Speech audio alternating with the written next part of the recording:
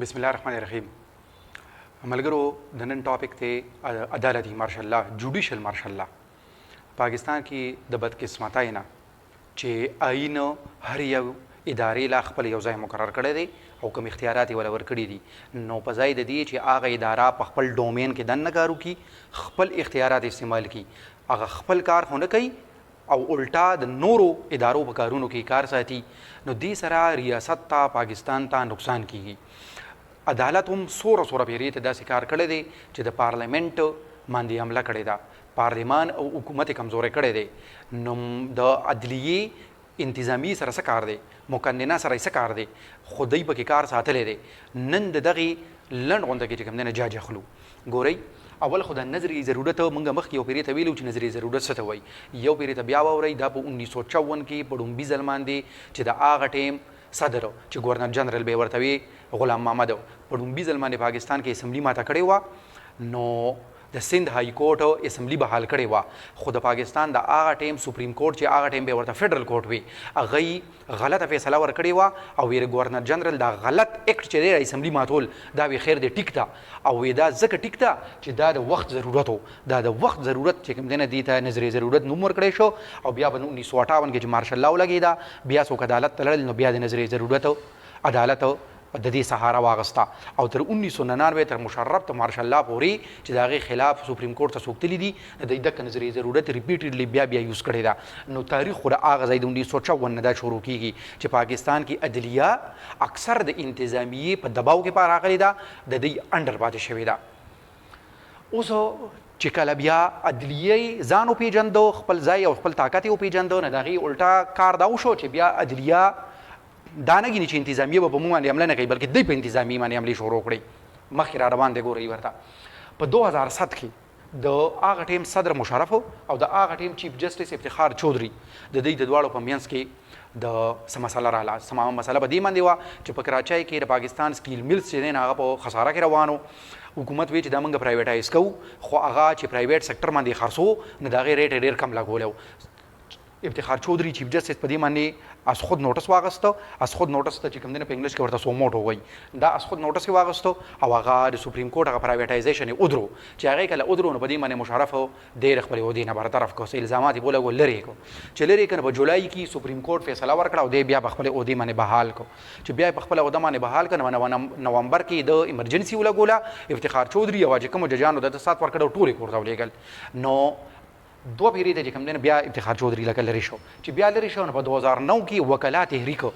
دا د وکیلانو تحریک د پاکستان په تاریخ کې او عدالتي تاریخ کې ډېر اهم دی چې وکیلان د خپل چیف جسټس په حق کې چې کوم دی نه د حکومت خلاف راووتل او چې کله هغوی د لاهور نه تر ګجراوالي او ګجرات پورې لا هم نور رسېدلي چې حکومت د ګیلاني حکومت مجبوره شو او سهار په شپږ بجې باندې اعلان وکړو چې موږ افتخار چودھری چیف جسټس په خپله عهده باندې بیا بحال کړو نو بیا افتخار چودھری راغی اوس چې افتخار چودھری بیا راغی نو افتخار چودھری او دا ثاقب نثار چې دا اوس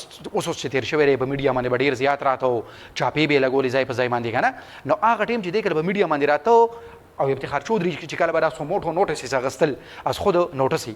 نو هغه ټیم کې دې کې ډېر زیات سوموټو نوټسز داسې وو چې هغې کې به خلکو ته ریلیف میلاو شو لکه ګورئ افتخار چودھری یو پیرې ته د ګیس په زیاتو قیمتونو باندې از خود نوټس واغسته او چې کله کیس عدالت ته راغی نو هغې کې پته ولګېده چې په منځ کې دومره کمیشن دی چې 30 روپۍ سی ان جي ارزانه شوه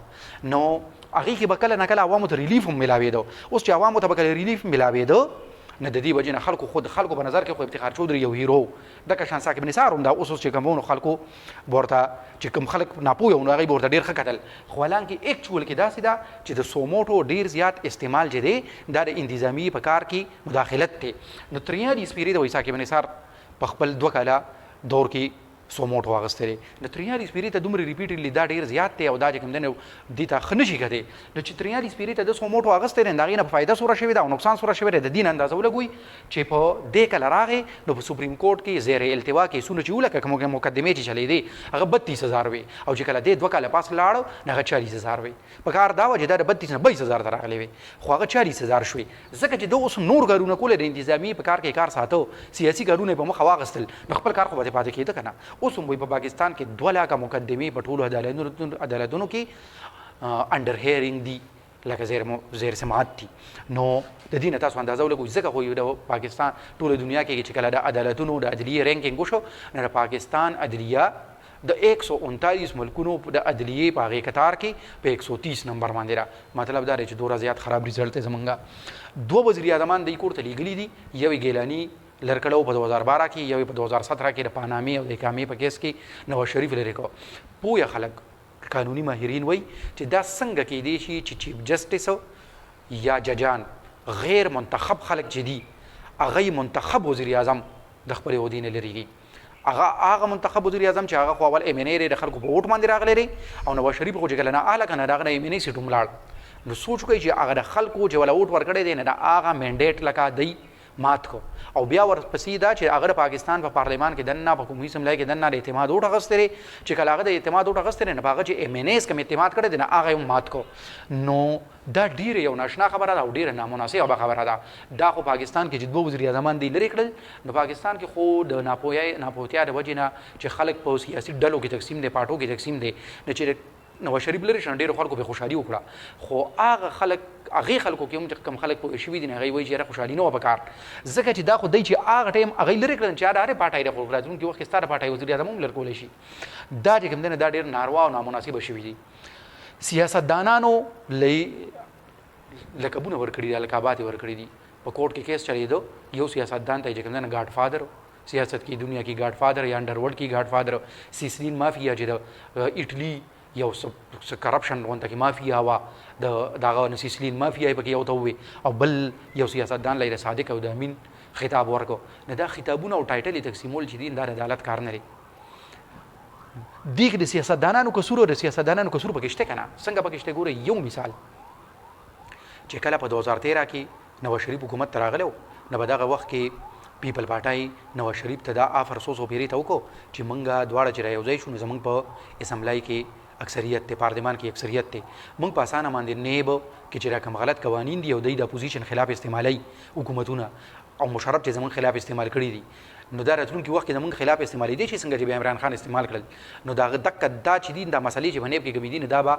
قانون سازي به وکړو دا به ختمې کړو نواز شریف او مسلم لیگ دې ته غاړه کېنه خدا او اک نواز شریف د مسلم لیگ خلاف عمران خان بیا دا استعمال کړل نو د سیاستدانانو دا قصور دی چې د دې خپلو خپو کې نظر لګي